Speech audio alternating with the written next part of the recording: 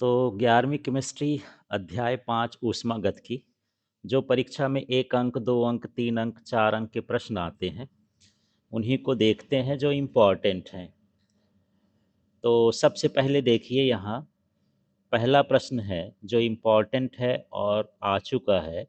ये है ऊष्मागतिकी अवस्था फलन एक राशि है। तो यहाँ पर ये ऑप्शन सही है जिसका मान पथ पर निर्भर नहीं करता, वही ऊष्मागतिकी अवस्था फलन कहलाता है।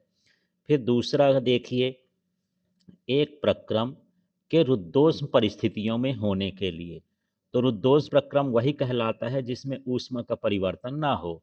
तो मतलब यहाँ पर ये जो Q का मान होता है वो क्या होता है, जीरो, ऊष्मा का परिवर्तन नहीं होता है। फिर है यहाँ सभी तत्वों की एंथैल्पी उनकी संदर्भ अवस्था में होती है। तो सभी तत्वों की जो एंथैल्पी होती है वो संदर्भ अवस्था में कितनी होती है, शून्य होती है। इसके बाद अगला देख लेते हैं, किसी तंत्र को बंद तंत्र कहा जाता है यदि वह परिवेश के साथ विनिमय करता है। तो आप लोग बंद तंत्र, खुला तंत्र, है ना, और विलगी तंत्र पढ़े होंगे, तंत्र यानी काय। तो जो बंद तंत्र है वो वही है जो ऊर्जा का तो आदान प्रदान कर सकता है लेकिन द्रव्य का आदान प्रदान नहीं कर सकता, वो क्या कहलाता है, बंद निकाय। ठीक है, तो इसमें ऐसा क्या लिखा है, जो द्रव्य का विनिमय नहीं करता, केवल ऊर्जा का करता है, इसका मतलब ये समझना है। ठीक, तो यहाँ पर ये ऑप्शन सही है। फिर है प्रश्न, निम्न में से कौन सी एंथैल्पी परिवर्तन सदैव ऋणात्मक होती है। तो दहन की एंथैल्पी, जब ऑक्सीजन रिएक्शन करता है और उसमें ऊष्मा निकलती है ना, तो ऊष्मा को हम क्या बोलते हैं, दहन बोलते हैं। तो दहन की एंथैल्पी कैसी होती है, ऋणात्मक होती है। फिर यहाँ पर अगला प्रश्न है, हेस का नियम संबंधित है। तो हेस का नियम संबंधित है अभिक्रिया ऊष्मा में परिवर्तन से। अभी आगे हम पढ़ेंगे, आता भी है हेस का नियम क्या है। अब देखिए अगला प्रश्न है यहाँ पर, अभिक्रिया C6H6, ये L का मतलब लिक्विड फॉर्म में है, द्रव में है, और 6O2G, G मतलब ये गैस अवस्था में है। तो ये 3H2O प्लस 6CO2 बनाता है। तो इसमें डेल्टा एच का मान कितना होता है, -32, हाँ 3264 किलो जूल प्रति मोल, है ना। तो ये क्वेश्चन है आगे कि 3.9 ग्राम बेंजीन को वायु में जलाने पर उत्पन्न ऊष्मा का मान क्या होगा। तो सबसे पहले हम इसमें मोलों की संख्या निकालेंगे।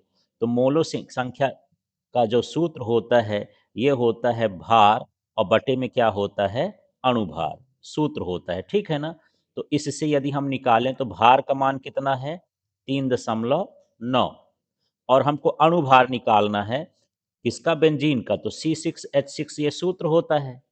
ठीक है, तो एक कार्बन का जो अणुभार होता है 12, 6 कार्बन हो गए तो कितना हो गया, 12 छंग 72। हाइड्रोजन का एक होता है, 6 हाइड्रोजन हो गए तो कितना हो गया, 12, और 6 जोड़ दोगे, कुल मिला के बेंजीन का अणुभार कितना हो गया, 78। तो यहाँ पर हम 78 का भाग करेंगे और भाग करने पर ये 0.05 इस तरह का मान आ जाएगा, माने इतने मोल आ जाएगा। तो ये पूरे की ऊर्जा है, हमको इतने की ऊर्जा चाहिए, तो हम क्या करेंगे, 3264 में 0.05 का गुणा कर देंगे। गुणा करके देखते हैं, 5 चौको 20, 5 छक्का 30, 30 और 2 कितना हो गया, 32, 5 दूनी 10, 3 13, 5 दिए 15, 1 16। अब 2 अंक बाद दशमलव है तो 2 अंक बाद दशमलव लगा दिए, तो देखो कौन सा मान आ रहा है लगभग इसके आसपास का, ये आ रहा है ना। ठीक है, 163.23 है, 2 शून्य यहाँ पर लिख दिए हैं क्योंकि दशमलव के बाद भाग करेंगे तो कुछ और आएगा, पूरा निकाले नहीं। ठीक, तो इस तरह से यहाँ पर हमको इसे हल करना है। तो कभी भी जब एंथैल्पी परिवर्तन का मान आए तो पहले मोलों की संख्या ज्ञात कर लेते हैं, जितनी ऊर्जा हो उसमें मोलों का क्या कर देंगे, गुणा कर देंगे, तो उसके दहन से हमको ऊर्जा मिल जाएगी। अब यहाँ पर है रिक्त स्थानों की पूर्ति करिए। तो उदासीनीकरण ऊष्मा का मान सदैव, खाली स्थान होता है इसका मान फिक्स है, स्थिर है, वो कितना होता है, 57.1 किलो जूल। और उदासीनीकरण का मतलब समझते होगे कि जब लवण और क्षार आपस में, वो लवण और क्षार बोलते हैं, क्षार और अम्ल आपस में मिलते हैं तो लवण बनाते हैं, माने वो उदासीन हो जाते हैं, ना तो उसमें अम्लीय गुण होता है ना ही क्षारीय गुण होता है, तो उस क्रिया को हम क्या बोलते हैं, उदासीनीकरण।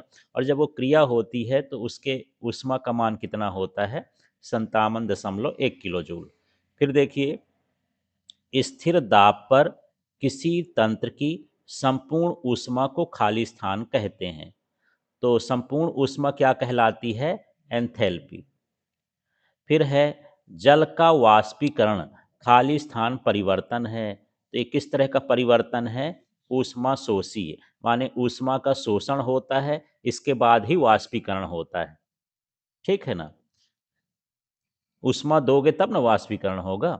फिर यहाँ पर देखिए अभिक्रिया H2Cl2 2HCl plus 44 kilo calorie में संभवन ऊष्मा का मान क्या है। तो यहाँ पर देखिए हाइड्रोक्लोरिक अम्ल के कितने अणु बन रहे हैं, कितने अणु बन रहे हैं, संख्या देखो आप यहाँ, दो। तो दो अणु बनने में कितनी ऊर्जा निकल रही है, 44। तो एक अणु में कितना हो जाएगा, इसका आधा, ठीक है, कितना हो जाएगा, 22 किलो कैलोरी। इस तरह से वह प्रक्रम जो तापरोधी होता है वो क्या कहलाता है, रुद्धोष्म। फिर है एक मोल पदार्थ को जलाने पर उत्सर्जित होने वाली ऊष्मा की मात्रा को खाली स्थान कहते हैं। तो जब भी जलाने की बात हो या ऑक्सीजन से क्रिया कराने की बात हो तो वो हमेशा दहन कहलाता है। तो कौन सी ऊष्मा कहला जाएगी, दहन ऊष्मा, ठीक है, इस तरह से। अब यहाँ देखते हैं, जोड़ी मिलाते हैं, जल की वाष्पन ऊष्मा। तो जल की वाष्पन ऊष्मा अभी हम पढ़े थे किस तरह की होती है, एक ऊष्मा शोषी प्रक्रिया होती है, ठीक है। फिर है साम्य अवस्था में मुक्त ऊर्जा परिवर्तन। तो साम्य अवस्था में मुक्त ऊर्जा परिवर्तन शून्य होता है, या तो डी से मिला सकते हो या ए से मिला सकते हो, दो बार शून्य है, कहीं से भी मिला सकते हो। फिर नियत दाब पर ऊष्मा परिवर्तन। तो अभी हम पढ़े थे नियत दाब पर ऊष्मा परिवर्तन या ऊष्मा का मान क्या कहलाता है, एंथैल्पी। फिर एक वायुमंडलीय दाब पर 25 डिग्री सेल्सियस ताप पर संभवन ऊष्मा का मान बराबर होता है। तो ये किसके बराबर होता है, शून्य के बराबर। फिर यहाँ पर है वह प्रक्रम जिसमें दाब स्थिर रहता है, तो ये होता है समदाबी प्रक्रम। समदाबी को अंग्रेजी में क्या बोलते हैं, आइसोबारिक, इसलिए यहाँ पर अंग्रेजी में लिख दिया है, ठीक है। इस तरह से इसको जोड़ी मिलाना है। अब देखिए ऐसे प्रश्न जो एक वाक्य या एक शब्द में उत्तर दे सकते हैं। तो यहाँ प्रश्न है अवस्था फलन के दो उदाहरण दीजिए। तो अभी हम पढ़े थे अवस्था फलन क्या होता है, जो मार्ग पर निर्भर नहीं करता, ऊष्मागतिकी का ऐसा प्रक्रम जो मार्ग पर निर्भर नहीं करता, अवस्था फलन कहलाते हैं। तो इसमें एक उदाहरण क्या है, एंथैल्पी, दूसरा उदाहरण क्या है, एंट्रोपी। फिर देखिए इसमें NaCl H2O व NH3 में किसकी एंट्रोपी का मान अधिक होता है। तो आपको ये देखना है कि NaCl में क्या लिखा है, सॉलिड, माने ठोस है। इसमें क्या लिखा है, लिक्विड, ये क्या है, द्रव, और ये क्या है, गैस। तो यहाँ पर एंट्रोपी का मतलब होता है डिस्टरबेंस, कौन एक जगह पर है और कौन उछल कूद करता है, ठीक है। जैसे हम अपने जीवन में देखें कि एंट्रोपी किसकी अधिक होती है, छोटे बच्चे कभी हाथ पैर शांत नहीं रहते, तो उनके एंट्रोपी क्या हो जाएगी, अधिक। और जो सयाने हो जाते हैं बहुत, अब उठ नहीं पाते, परिन परिन रहे आते हैं, तो उनकी एंट्रोपी क्या हो गई, कम हो गई। तो यहाँ पर यही है कि ठोस तो बंधे हुए हैं, तो उनकी एंट्रोपी सबसे कम होगी, और उससे ज़्यादा थोड़ी किसकी होगी, लिक्विड वाली की, थोड़ा थोड़ा बहते हैं। और जो NH3 वाले गैस हैं उनकी एंट्रोपी सबसे अधिक होती है। एंट्रोपी का मतलब समझना है डिस्टर्बेंस, कौन अणु ज़्यादा डिस्टर्ब है, एक स्थान पर नहीं रहता। तो यहाँ पर क्या कहलाएगा, अमोनिया। मैं इसलिए इसको समझाया कि यहाँ पर यदि कोई दूसरा पदार्थ भी दिया हो तो आपको ये समझना है कि जो गैसीय अवस्था में होगा उसकी एंट्रोपी सबसे अधिक होगी, ठीक है, उसके अणु ज़्यादा डिस्टर्ब होंगे। फिर ये है डेल्टा डेल्टा जी बराबर delta H minus T delta H समीकरण किसने प्रतिपादित किया। तो ये गिब्स समीकरण कहलाता है, और इसको किसने दिया, गिब्स हेल्महोल्ट्ज ने। फिर ऊष्मागतिकी के प्रथम नियम का समीकरण, तो आपके इसमें है डेल्टा यू बराबर क्यू प्लस डेल्टा डब्लू, और आपके ये फिजिक्स वाले से थोड़ा अलग है, तो आपको इसी तरह से इसमें लिखना है, ठीक है। ऊष्मागतिकी का प्रथम नियम है। फिर जब बर्फ को गलकर पानी में परिवर्तित होता है, तब एंट्रोपी का मान क्या होगा? एंट्रोपी का मान क्या होगा? बढ़ जाएगा, क्योंकि बर्फ होता है ठोस, और ठोस से किस में बदलेगा? जल में बदलेगा, पानी में, द्रव में। तो एंट्रोपी का मान क्या होगा? बदलेगा। एंट्रोपी का मतलब अणुओं का डिस्टर्बेंस। ठीक है, अणु यदि यहाँ भागा दौड़ी करते हैं तो उसकी एंट्रोपी का मान बढ़ता है। तो यहाँ प्रश्न है, ऊष्मागतिकी प्रक्रम क्या है, यह कितने प्रकार का होता है? ऐसा प्रक्रम जो किसी ऊष्मागतिकी अवस्था में परिवर्तन कराता है, उसे ऊष्मागतिकी प्रक्रम कहते हैं।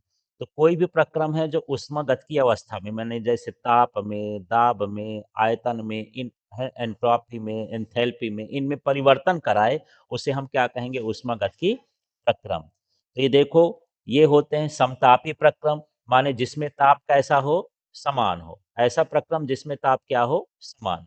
रुद्धोष्म प्रक्रम में क्या समान होगा? ऊष्मा समान होगी। समदाबी प्रक्रम में क्या समान होगा? दाब समान होगा। समायतनिक प्रक्रम में क्या समान होगा? आयतन। उत्क्रमणी प्रक्रम में क्या होगा? वो विभिन्न अवस्थाओं से गुजरता हुआ उसी मार्ग से वापस आ जाएगा। ठीक है, जिस मार्ग से वो अवस्था में परिवर्तन हुआ है, उसी मार्ग से वापस आ जाए तो क्या कहलाया? उत्क्रमणी। और जो नहीं आ पाता है वो अनुत्क्रमणी। अब चक्रीय प्रक्रम क्या है? ये विभिन्न अवस्थाओं से गुजरता हुआ अपनी प्रारंभिक अवस्था में आ जाता है। तो उत्क्रमणी और चक्रीय में क्या फ़र्क हुआ? चक्रीय में ये है कि ये कोई परिवर्तन यदि शुरू हुआ, तो उसी मार्ग से लौट करके वो प्रारंभिक अवस्था में आएगा। ठीक है? और चक्रीय प्रक्रम में क्या हुआ? वो विभिन्न अवस्थाओं से गुजरता हुआ अपनी प्रारंभिक अवस्था में आएगा। उसी अवस्था से नहीं, जिससे गया है उसी से नहीं आया। है ना? इसमें क्या है? ये विभिन्न अवस्थाओं से गुजरता हुआ अपनी प्रारंभिक स्थिति में आता है, तो चक्रीय प्रक्रम। और इसमें होता है कि ये विभिन्न अवस्थाओं से गुजरता हुआ उसी मार्ग में वापस आ जाए, तब वो क्या कहलाता है? उत्क्रमणी प्रक्रम। हाँ जी। अब देखिए, यहाँ 2 अंक के जो प्रश्न चल रहे हैं उसी में समझिए। ऊष्माक्षेपी अभिक्रिया किसे कहते हैं? ऊष्माक्षेपी अभिक्रिया के लिए डेल्टा H का चिन्ह ऋणात्मक होता है, क्यों? ये हमको समझाना है। तो ऐसी अभिक्रियाएं जिनमें अभिक्रिया के दौरान ऊष्मा उत्सर्जित होती है, उन्हें हम क्या कहते हैं? ऊष्मा छेपी अभिक्रियाएं। तो ऊष्मा छेपी का मतलब यही है, ऊष्मा जिसमें निकलती हो, कोई भी अभिक्रिया हो जिसमें ऊष्मा उत्पन्न होती हो। ठीक है, जैसे आप लोग घर में जो है एलपीजी गैस जलाते हैं, मीथेन गैस जलाते हैं, तो उससे ऊष्मा उत्पन्न होती है। लकड़ी जलाते हैं तो ऊष्मा उत्पन्न होती है। एक अच्छा वाला चूना पानी में डाल दो तो वो उसमें ऊष्मा उत्पन्न होती है। सारी अभिक्रियाएं क्या कहलाती हैं? ऊष्माक्षेपी। अब यहाँ पर इसके एंथैल्पी का मान ऋणात्मक क्यों होता है, उसका कारण देखो। ऐसी अभिक्रियाओं में अभिकारकों की एंथैल्पी उत्पादों की एंथैल्पी से अधिक होती है। अतः ऐसी अभिक्रियाओं हेतु एंथैल्पी का मान कैसा होता है? ऋणात्मक होता है। जैसे NO है, ये गैस अवस्था में है ना, इसकी एंथैल्पी क्या होती है? ज़्यादा। अभिकारक की अभी एंथैल्पी क्या होगी? ज़्यादा। और ये जो उत्पाद बने, इसकी एंथैल्पी क्या होगी? कम। इसलिए कैसे बनेगी? ऋणात्मक। इसका मान क्या होगा? ऋणात्मक। माने इसमें ऊष्मा उत्पन्न होती है तो ये ऋणात्मक ऊष्मा कहला गई। अगला देखिए, विस्तीर्ण एवं गहन गुण को उदाहरण सहित समझाइए। तो विस्तीर्ण गुण को समझिए। निकाय के वो गुण जो पदार्थ की मात्रा पर निर्भर करते हैं, विस्तीर्ण गुण कहलाते हैं। जैसे द्रव्यमान है, आयतन है, ऊष्माधारिता है। ये पदार्थ की मात्रा पर निर्भर करेंगे। द्रव्यमान बदलेगा, उसका गुण बदल जाएगा। ठीक है। और गहन गुण क्या कहलाते हैं? निकाय के वे गुण जो पदार्थ की मात्रा पर निर्भर नहीं करते, उनके आंतरिक कणों पर निर्भर करते हैं। जैसे ताप है, दाब है, पृष्ठ तनाव है, श्यानता है, इसको हम क्या कहते हैं? गहन गुण कहते हैं। अब अगला देखो, ऊष्मागतिकी का शून्य नियम, या इसी को प्रश्न आ जाए तापी साम्य का नियम किसे कहते हैं? ये क्या है? ठीक है। तो जैसे हम लोग फिजिक्स में देखते हैं उसी तरह से ये है। तो इस नियम के अनुसार 2 पिंड यदि अलग-अलग किसी तीसरे पिंड के तापी साम्य में हैं, तो वो आपस में भी एक दूसरे के तापी साम्य में होंगे। तो मान लेते हैं एक पिंड A है और ये एक पिंड B है, ये C के साथ तापी साम्य में है। इनका ताप बराबर है, मतलब यदि ये 10 डिग्री सेल्सियस का है, तो ये भी 10 डिग्री सेल्सियस का है। और ये भी इसके तापी साम्य के बराबर है, मतलब C का मान 10 है तो B का मान भी 10 है। तो ये दोनों भी आपस में कैसे होंगे? तापी साम्य में होंगे। तो यही है, यदि दो निकाय तीसरे के साथ तापी साम्य में है तो वो दोनों भी आपस में कैसे होंगे? तापी साम्य में होंगे।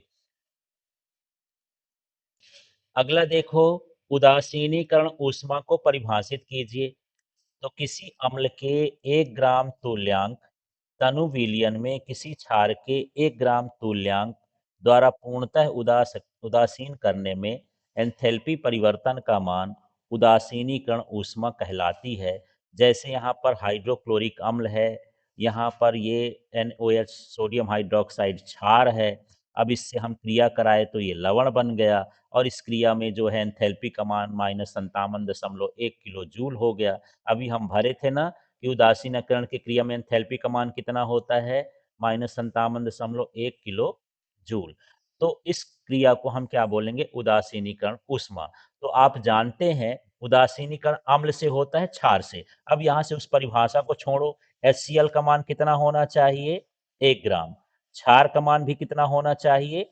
1 ग्राम। और इसमें इन दोनों को यदि हम मिलाएं तो यहाँ से ये पूर्णतः उदासीन बन जा हो जाएगा। तो इसमें जो ऊष्मा उत्पन्न होगी उसको हम बोलेंगे उदासीनीकरण की ऊष्मा। अगला देखते हैं एंट्रोपी। और एंट्रोपी का मतलब होता है अणुओं का डिस्टर्ब होना। जितना अणु जो है डिस्टर्ब होंगे, गति करेंगे, वही क्या कहलाती है? एंट्रोपी कहलाती है। ठीक है ना? अभी घर में शादियां हो जाएं, सब अस्त व्यस्त, कोई सामान लेने जा रहा है, कुछ यहाँ व्यवस्था कर रहा है, कोई घर सजा रहा है, वहाँ एंट्रोपी का मान क्या हो गया? बढ़ गया। अभी कुछ नहीं है, खाते पीते जाके सो जाते हैं, एंट्रोपी का मान क्या है? कम है। तो यहाँ देखो, किसी निकाय की अव्यवस्था, आपको क्या ध्यान देना है? अव्यवस्था या यादृच्छिकता। यादृच्छिकता का मतलब मनमानी, अपने मन से कंट्रोल में नहीं रहे, मालिक के कंट्रोल में न रहे, कि माप को हम क्या कहते हैं? एंट्रोपी कहते हैं। कोई निकाय जितना अधिक अव्यवस्थित होगा, उसके एंट्रोपी का मान उतना ही अधिक होगा। किसी पदार्थ की क्रिस्टली ठोस अवस्था में एंट्रोपी का मान न्यूनतम होता है और गैसीय अवस्था में एंट्रोपी का मान कैसा होता है? अधिकतम होता है। ठीक है? अभी जो है कल आपके यहाँ फेयरवेल था। आप कल जो है किसी की बात ज़्यादा नहीं सुन रहे होगे, मनमानी कर रहे होगे, वहाँ पर एंट्रोपी का मान क्या हो गया? अधिक हो गया था। ठीक है? ऐसा। अब यहाँ प्रश्न है, विशिष्ट ऊष्माधारिता से क्या अभिप्राय है? तो देखिए, 1 ग्राम पदार्थ के ताप में 1 डिग्री सेल्सियस वृद्धि करने हेतु आवश्यक ऊष्मा की मात्रा को क्या कहते हैं? विशिष्ट ऊष्मा धारिता। ये सूत्र होता है C बराबर Q upon M delta T। M कितना है? यहाँ से सूत्र से बनाओ, 1 ग्राम। ताप कितना है? 1 डिग्री सेल्सियस। तो सीधा है, यहाँ से किसी पदार्थ का द्रव्यमान कितना हो? 1 डिग्री सेल्सियस, वो 1 ग्राम। उसका ताप कितना बढ़ाएँ? 1 डिग्री सेल्सियस। तो जितनी ऊष्मा लगेगी, क्यू लगेगा, उसे ही हम क्या कहेंगे? विशिष्ट ऊष्मा धारिता। तो इस तरह से सूत्र बनाना है। अब मोलर विशिष्ट ऊष्मा धारिता है, सूत्र से बताना। किसी पदार्थ का मान कितना हो? 1 मोल। और उसका ताप कितना बढ़ाना हो? 1 डिग्री सेल्सियस। तो जितनी ऊष्मा लगेगी उसे हम क्या कहेंगे? मोलर विशिष्ट ऊष्मा धारिता। तो यही है, 1 मोल पदार्थ का ताप 1 डिग्री सेल्सियस बढ़ाने के लिए जितनी ऊष्मा की आवश्यकता होती है, उसे ही हम क्या कहते हैं? मोलर विशिष्ट ऊष्मा धारिता। अब यहाँ प्रश्न है, गलन की एंथैल्पी क्या है? और एंथैल्पी का मतलब सीधे समझना है ऊष्मा का परिवर्तन। एंथैल्पी का मतलब क्या समझना है?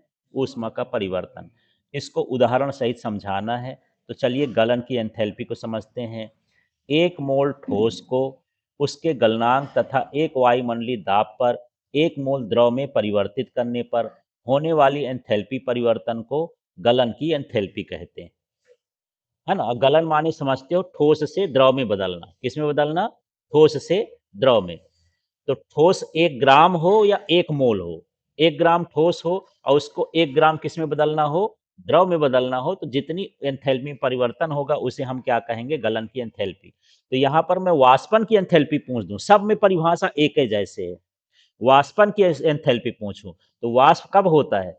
किसमें? द्रव से किसमें बदलेगा? गैस में। तो ऐसे बोलोगे, 1 ग्राम द्रव को 1 ग्राम गैस में बदलने के लिए जो एंथैल्पी परिवर्तन होता है उसे हम क्या कहेंगे?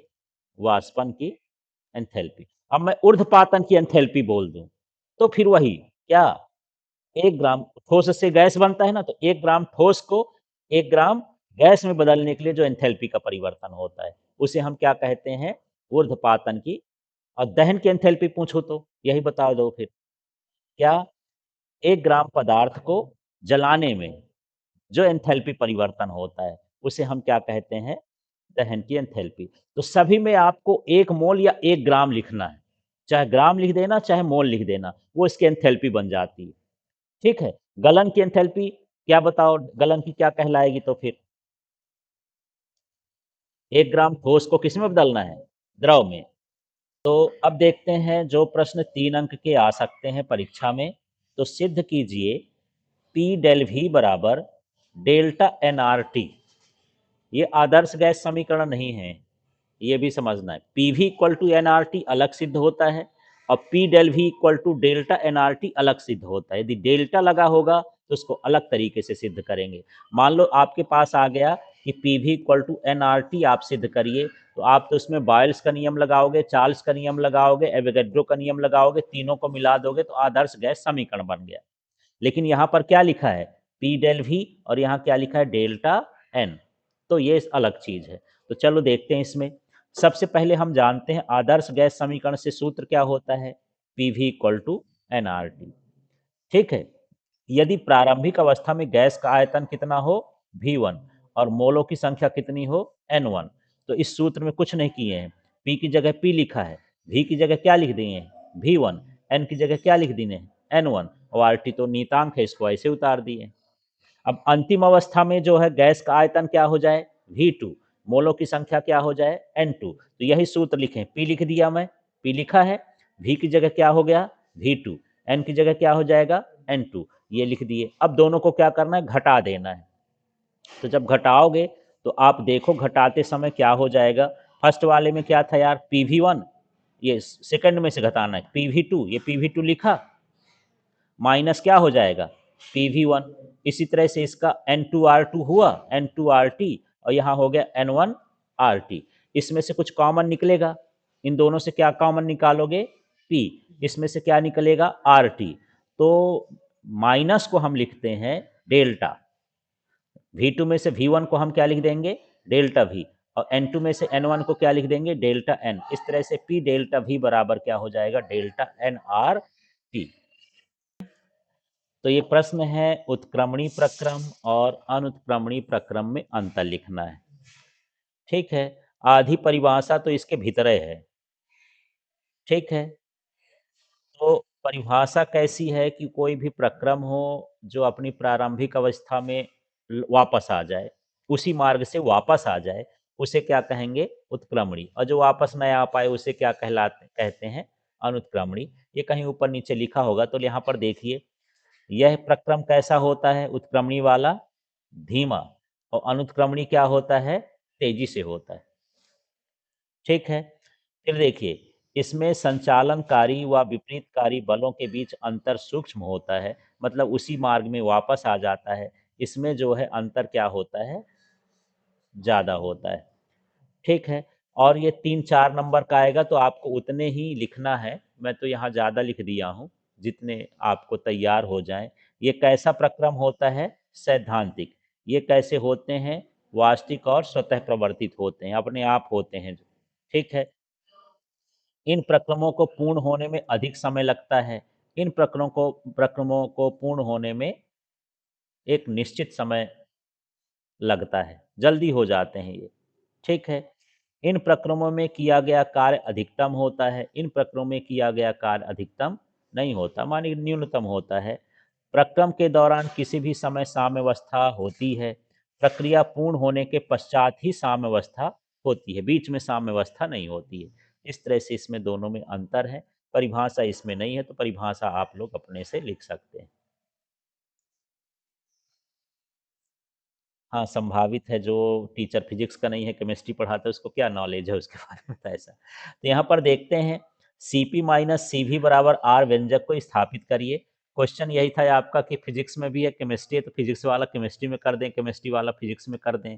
वैसे तो टीचर को देना चाहिए, पर वो यदि स्ट्रिक्ट है कि नहीं हम किताबी भाषा ही लिखेंगे, तो फिर उसके लिए गड़बड़ हो जाता है। बाकी समझ की टेस्टिंग करना चाहिए, ना कि हमको जो लिखा है किताब में उसकी टेस्टिंग करना चाहिए। बच्चा कितना समझ रहा है, किसी में भी समझ रहा है उतनी बात है। तो यहाँ देखिए, स्थिर आयतन पर जब हम निकालेंगे ऊष्मा का मान, तो ये सूत्र होता है क्यू भी बराबर सी भी डेल्टा टी, और ये आंतरिक ऊर्जा के बराबर होता है। तो यहाँ इसके आगे हम क्या लिख देंगे, डेल्टा यू। इतनी लाइन समझ में आ गई। पूरा नीचे वही है, केवल भी की जगह क्या लिखा है, पी, माने क्यूपी बराबर सीपी डेल्टा टी, लेकिन ये किसके बराबर होता है, एंथैल्पी के बराबर। तो यहाँ डेल्टा एच लिख दिए हैं। अब एक मोल आदर्श गैस के लिए जो समीकरण होता है, एंथैल्पी वाला समीकरण यहाँ लिखा है ना। हम लोग फिजिक्स में जो है कौन सा समीकरण लगाते थे, प्रथम नियम का, लेकिन यहाँ पर कौन सा नियम है, एंथैल्पी वाला। तो डेल्टा एच बराबर होता है delta U plus delta P भी। ठीक है। अब यहाँ से देखो अगले स्टेप में ये लिख दिए हैं, ये इस उतार दिए हैं, डेल्टा लगा है, लेकिन पी भी इक्वल टू क्या होता है, आर टी। तो ये कोठा में आर टी लिख दिए। ठीक है। अब यहाँ पर ये डेल्टा एच लिख दिए, डेल्टा यू लिख दिए। अब देखो आर तो निश्चित है, बदल नहीं सकता, नियतांक है, इसलिए डेल्टा किसके साथ लगा है, टी के साथ। आर के साथ क्यों नहीं लगा, आर का मान क्या होता है, निश्चित। आदर्श गैस नियतांक है ना, डेल्टा का मतलब परिवर्तन होता है, तो उसी में लगेगा जिसका परिवर्तन होगा। अब ये मान आ गया है, यहां से अब सीधे मान रख देना, यहां से फिर काम सरल है। यहाँ डेल्टा एच का मान क्या निकाले थे, देख लो, ये सीपी डेल्टा टी, ये लिख दिए। फिर ये डेल्टा यू है, डेल्टा यू का मान क्या निकाले थे, सी भी डेल्टा टी, और आर डेल्टा टी है। अब इसमें डेल्टा टी का भाग कर दो, तो ये कट जाएगा, ये कट जाएगा, ये कटेगा, तो क्या बचा, सी पी बराबर सी भी प्लस आर। अब इसमें माइनस कर दोगे तो सी पी माइनस सी भी बराबर आर हो गया। इस तरह से इसको हमको कर। अब यहाँ पर है प्रश्न, 300 केल्विन ताप पर एक अभिक्रिया के लिए साम स्थिरांक का मान 10 है, और ये डेल्टा जी माने गिब्स मुक्त ऊर्जा कहते हैं, फ्री एनर्जी है ना, का मान क्या होगा, आर का मान ये दिया है। तो देखिए डेल्टा जी के लिए ये सूत्र है, जब ये सूत्र बनेगा तभी सवाल बनेगा। मुक्त ऊर्जा का जो मान होता है -2.303 आर टी लॉग के होता है। अब इसमें मान रखें, 2.303 तो यही रख दिए हैं। ठीक है, आर का मान दिया है, मान रखना है बस, ये मान रख दिए।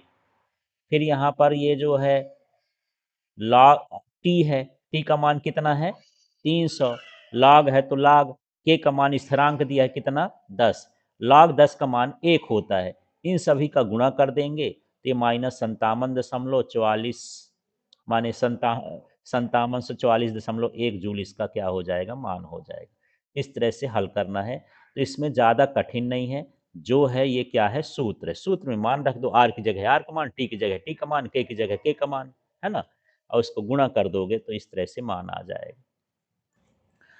तो यहाँ देखिए ये हैं 4 अंक के प्रश्न, और इसमें जो पहला प्रश्न है उसको देखते हैं। हेस का नियम उदाहरण सहित समझाते हुए इसके अनुप्रयोग लिखिए। तो हेस का नियम आता है, और सिंपल सा नियम है, इसको समझते हैं उदाहरण सहित। और ये हो सकता है जब बड़े प्रश्न होते हैं तो ये 2 नंबर में पूछ दे, 3 नंबर में पूछ दे, 1 नंबर में पूछ दे। जैसे हेस का नियम भर पूछे, उदाहरण ना पूछे, अनुप्रयोग ना पूछे, तो छोटा प्रश्न हो जाएगा, छोटे अंक का। तो देखो इसमें क्या है, यदि कोई रासायनिक परिवर्तन 2 या 2 से अधिक विधियों द्वारा या पदों द्वारा संपन्न होता है, तो परिवर्तन में उत्पन्न अथवा अवशोषित ऊष्मा की मात्रा स्थिर रहती है। चाहे कोई चीज एक बार ही में ही बदल दो, और चाहे उसको 10 बार में ही बदलो, लेकिन उसमें जो ऊष्मा उत्पन्न होगी या अवशोषित होगी, ऊष्मा का मान कैसा रहेगा, बराबर रहेगा। ठीक है, ये उसी तरह से है कि मैं एक बार में ही बोला दुकानदार से कि भैया तुम मेरे को 100 रुपए का समोसा दे दो, तो 10 ठो समोसा दे दिया। अब मैं बोला नहीं, एक 10 पकड़ो, फिर एक ठो समोसा दो, फिर दूसरा 10 पकड़ो, फिर दूसरा समोसा दो, 10 बार मैं ले लूंगा, तो कितने पदों में मैं लिया, 10 पदों में, पैसा तो उतने लगेगा, सामान भी उतने मिलेगा। इसी तरह से ये भी कहता है कि कोई जो क्रिया है, चाहे एक पद में हो, चाहे बहुत सारे पदों में हो, है ना, या विधियों द्वारा हो, जो उसमें उत्सर्जित ऊष्मा होती है या अवशोषित ऊष्मा होती है, उसका मान क्या होता है, स्थिर रहता है, नहीं बदलता है। ठीक है। जैसे यहाँ पर देख लेते हैं उदाहरण के लिए, ये कार्बन है, कार्बन से हमको क्या बनाना है, कार्बन डाइऑक्साइड। तो ये पहली विधि है, तो ये कार्बन और ऑक्सीजन का क्रिया कराएंगे तो क्या बनेगा, CO2। इसमें जो एंथैल्पी है -393.5 किलो जूल प्रति मोल, इतना इसका जो मान आ गया। अब हम दूसरी विधि से करते हैं कि भैया हम ऐसा नहीं करेंगे, पहले हम कार्बन मोनोऑक्साइड बनाएंगे, फिर कार्बन डाइऑक्साइड बनाएंगे। ठीक है, तो देखो ये कार्बन है, अब हम आधा ऑक्सीजन ले लिए, क्या बना, कार्बन मोनोऑक्साइड। इसमें जो एंथैल्पी का मान है -110.5 जूल है। अब ये जो कार्बन मोनोऑक्साइड है, फिर हम इसको आधा ऑक्सीजन से क्रिया कराए, अब इसका पेट भरा, ये फिर से CO2 बन गया, और हमको कितनी ऊर्जा मिली, -283। ठीक, अब यदि हम इसको जोड़ देंगे तो इसमें कुल कितना हुआ, -393.5। तो ये एक पद में जो हो रही थी ऊर्जा और ये दो पदों में जो हो रही थी ऊर्जा, दोनों की ऊर्जा कैसी है, समान है। बस यही आपको समझाना है इसमें, है ना। और इसका उपयोग किस में करते हैं, संभवन की एंथैल्पी निर्धारण में, अपरूपीय संक्रमणों की एंथैल्पी निर्धारण में, जल योजन की एंथैल्पी की गणना करने में, किसी अभिक्रिया के लिए एंथैल्पी परिवर्तन ज्ञात करने में, बंध ऊर्जा के निर्धारण में। इस तरह से इसका उपयोग है। तो अनुप्रयोग तो ज़्यादा इम्पॉर्टेंट नहीं है, आपको इसका परिभाषा और उदाहरण बनना चाहिए। तो प्रश्न है, बम कैलोरीमीटर द्वारा आंतरिक ऊर्जा में परिवर्तन डेल्टा यू के निर्धारण की विधि का निम्नलिखित बिंदुओं के आधार पर वर्णन करिए। उपकरण का नामांकित चित्र है, विधि का वर्णन है, प्रयुक्त सूत्र है। सिंपल से यदि 4 नंबर में आए सीधे कि बम कैलोरीमीटर का वर्णन करिए, तब भी ये सब करना है, पॉइंट दे या न दे। ठीक है, तो सबसे पहले उपकरण का नामांकित चित्र ये है। तो आप इस तरह से दोनों तरफ क्या लगा दोगे, थर्मामीटर, बीच में क्या लिख दो, लगा दोगे ये बम कैलोरीमीटर। कुचाला का आवरण, नमूना जो हम पदार्थ लिए हैं, ताप मापी, इसका तो आप ट्राई करके देख लेना क्या क्या है। ठीक है, समझ में आया, ये चित्र तो बना लोगे। अब इसमें क्या करते हैं, कप में पदार्थ की अल्प मात्रा लेकर बम कैलोरीमीटर में 20 से 25 वायुमंडलीय दाब तक O2 गैस भर देते हैं। ये कप कहला गया, ये जो बीच वाला भाग है क्या कहलाया, कप। ये नमूना जो है, इसमें उस पदार्थ को हम रखते हैं जिसकी आंतरिक ऊर्जा ज्ञात करनी होती। तो आप अपने शब्दों में लिख दे सकते हो कि एक कप में हम उस पदार्थ को रखते हैं जिसकी आंतरिक ऊर्जा ज्ञात करनी होती है। उसके अंदर हम 20 से 25 वायुमंडलीय दाब पर क्या भर देते हैं, गैस भर देते हैं। ठीक है, और इसे हम क्या कर देते हैं, सील कर देते हैं, चारों तरफ से हम क्या करेंगे, बंद कर देंगे। अब इसमें जो है विद्युत स्पार्क उत्पन्न करेंगे, ये इसको जलाने के लिए हम क्या करेंगे, चिंगारी उत्पन्न करेंगे, करंट देंगे तो इसमें चिंगारी उत्पन्न होगी, तो ये जल जाएगा। जल जाएगा तो ऊष्मा निकलेगी, ऊष्मा कहाँ चली जाएगी, पानी में चली जाएगी, तो उसको हम ताप नोट कर लेंगे और उसको विलोडक से हिलाएंगे, पानी में उसको मिलाएंगे। ठीक है, और इस तरह से यहाँ पर हम इसका ताप को क्या करेंगे, नोट कर लेंगे। तो आप जो लिखे हो अपने हिसाब से भी लिख सकते हो, अपनी भाषा में लिख सकते हो, पर आप समझो कि इस चित्र को देख के लिखना है। देखो यहाँ पर ये चित्र तो बना है, इसमें हम क्या करेंगे, कप के अंदर क्या लेंगे, पदार्थ। ठीक है, पदार्थ को रखने के बाद इसको हम क्या कर देंगे, सील। इसके साथ हम दो ठो क्या लगा देंगे, इलेक्ट्रोड। अब इलेक्ट्रोड से हम धारा प्रवाहित करेंगे तो इसमें स्पार्क उत्पन्न होगा, जिससे पदार्थ क्या हो जाएगा, जलेगा। और जब जल जाएगा तो इससे ऊष्मा उत्पन्न होगी। ऊष्मा इसके द्वारा कहाँ चली जाएगी, पानी में चली जाएगी। पानी में चली जाएगी तो विलोडक से उसको हिलाएंगे, जैसे हाथ से हिलाते हैं तो विलोडक हिलाने का काम करता है। जब एक जैसे ताप हो जाएगा तो उस ताप को हम क्या करेंगे, नोट कर लेंगे। इस तरह से ये पूरी प्रक्रिया। आप इसमें फिजिक्स वाला भी लिख सकते हैं, जैसा लिखना हो, जो भी आपसे बन जाए। अब यहाँ पर है दहन में उत्पन्न ऊष्मा, तो कैलोरीमीटर का जल तुल्यांक गुणे ताप में परिवर्तन और जल की विशिष्ट ऊष्मा तुल्यांक का हम मान रख करके इसमें दहन की ऊष्मा ज्ञात करते हैं। तो क्या क्या लिखेंगे, कैलोरीमीटर का जल तुल्यांक, फिर क्या लिखेंगे, ताप में परिवर्तन, शुरू में पानी का ताप कितना था, जब वो गर्म हो गया तो कितना हो गया और कितना। इसके बाद यहाँ जल की क्या हो गई, विशिष्ट ऊष्मा का जल तुल्यांक, इस तरह से। तो प्रश्न है, मुक्त ऊर्जा किसे कहते हैं, इसके लिए गिब्स हेल्महोल्ट्ज समीकरण दीजिए तथा स्वतः प्रवर्तिता की शर्त लिखिए। ठीक है, ये टुकड़े में भी आ सकता है, कभी मुक्त ऊर्जा किसे कहते हैं इतने भी पूछ दे, ये पूछ दे गिब्स हेल्महोल्ट्ज का समीकरण लिखिए, एक वाक्य में या खाली स्थान में आ जाए, तो आपको उसी हिसाब से समझना है। हर बड़े प्रश्न में 1-2 नंबर वाले प्रश्न भी छुपे होते हैं, ये आपको ध्यान रखना है, ठीक? तो यहाँ देखिए सबसे पहले मुक्त ऊर्जा। किसी तंत्र से प्राप्त ऊर्जा की वह मात्रा जिसे उपयोगी काम में लिया जा सकता है, तंत्र की मुक्त ऊर्जा कहलाती। ठीक है, मान लो बहुत सारी ऊर्जा है, उस ऊर्जा में मैं कितना अपने काम में ले सकता हूँ, वही क्या कहलाता है, वो मेरी मुक्त ऊर्जा कहला गई। ठीक है, जैसे मैं कमा रहा हूँ, ठीक, तो घर-द्वार ये सारी चीज़ें मैं खर्च कर रहा हूँ पेट्रोल जाने में, पर मेरे शरीर में घुस कितना रहा है, खाना ना घुस रहा है ₹150 ₹200 का, तो वो मेरे लिए काम का है, बाकी तो बेकाम का है, साथ में तो संसार का कुछ जाएगा नहीं। तो इस तरह से वो एक तरह से मेरे काम की हो गई, तो उसको मान लूँगा कि ये मेरे लिए मुक्त पैसा है, जो मेरे काम आ रहा है, ठीक? ऐसे ही ऊर्जा होती है कि बहुत सारी ऊर्जा में हमारे काम की जो ऊर्जा होती है, उसको हम क्या बोलते हैं, मुक्त ऊर्जा। समझ में आ गया? तो वह ऊर्जा या तंत्र की वह ऊर्जा जिसे हम काम उपयोगी काम में ले सकते हैं, वो क्या कहलाता है, उसका मुक्त ऊर्जा कहलाता है। ठीक है?